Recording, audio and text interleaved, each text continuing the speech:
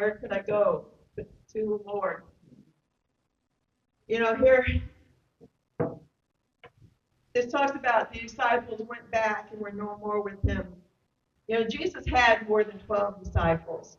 People don't think about that because we hear about Peter, James, John, Matthew, Thaddeus, and all of those. But the word disciple just basically means student.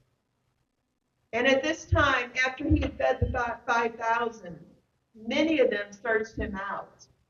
They walked around the Jordan River and they found him and they were following him.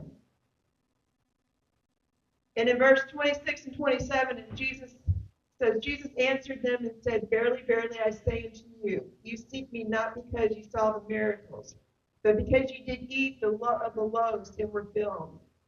Labor not for the meat which perisheth, but for the meat which endureth unto everlasting life, which the Son of Man shall give unto you.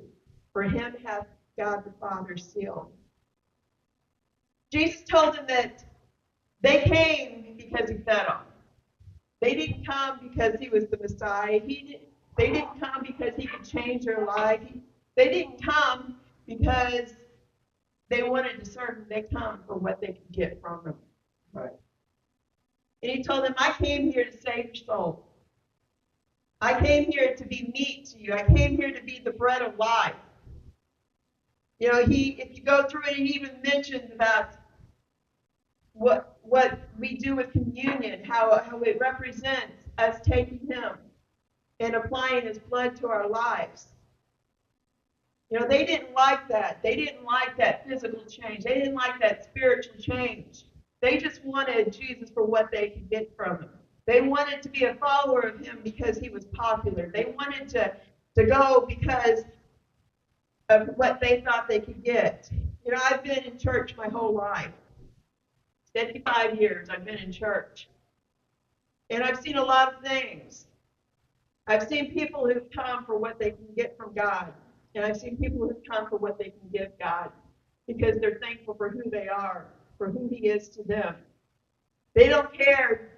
Salvation is enough for them because they realize that God loved them before we were even born.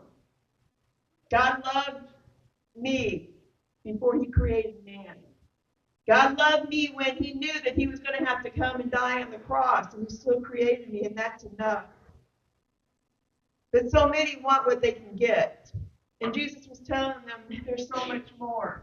He says, I'm the bread of life. So it's everlasting. What you're seeking for is going to fail. Riches will fail. Houses will fail. Food, it goes away. This life here is temporary. We know this life because this is what we can see. We know birth, death because this is what we can see. We know a job because that's what we see. We know a house. We know riches. We know fame because that's what we can see. But this life is temporary.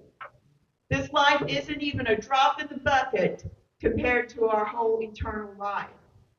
And, we can have eternal life in heaven or we can have eternal life in hell, and it's our choice. Jesus gave us the choice, but it's our choice, whether we choose to live for him or we don't. I was a hospice nurse, and even before that, as a nurse and as a minister, I've been at the bedside of many people that were dying. Not once did I ever hear, I wish I made more money. Not once did I ever hear, I wish I had a bigger house. Not once did I hear, I wish I had a better car. But I did hear, I wish I would have learned what was important earlier. Yeah. I wish I would have spent more time with my family. I wish I would have gone closer to God sooner. I wish I would have led my family to Christ. Those are the things that you hear at the bedside of a dying person. Right. The things that are important because, all of this stuff, all this money, fame, fortune, houses, land, all this stuff is temporary, and it doesn't matter in the end. What matters is who Christ is to us. What matters is who we show the world that Christ is. That's what matters. Jesus was telling them that he was going to give them would be everlasting. He never promised it would be easy on this side because he told us we was going to have tribulations if we followed him. This world has sin in it. As soon as Adam and Eve ate of that fruit, as soon as they looked to that fruit as their salvation instead of looking and believing in God, they brought sickness and death into this world. Right. They brought troubles and tribulations into this world because that's what sin brought. God didn't bring death. Sin did. Amen. It says, when they left and went home, Jesus asked the 12 if they would leave him also. You know, Peter is always the voice. He was the voice from the beginning of the disciples, of the 12. And he said in verse 68 and 69, Lord, to whom shall we go? Thou hast the words of eternal life, and we believe and are sure that thou art the Christ, the Son of the living God. Peter states here, who are we going to go to? You're the Son of the living God. Who is going to top you, Jesus? You know, no, nothing or no one can top Jesus. You're the Christ or Messiah that has come to save us. Who else can save us from ourselves? Your word gives us life. Not just physical, but spiritual life that is everlasting. Peter knew fame and wealth couldn't match up to who Jesus was and is. Nothing in this world can. There's another song that says, take this whole world but give you Jesus. No turning back, no turning back. I love that song because you can take this whole world. I don't care what this world has to give me. Just give me Jesus. As long as I have Jesus, I can live in a shack. As long as I have Jesus, I'll live in a ditch. As long as I have him, because he's worth it.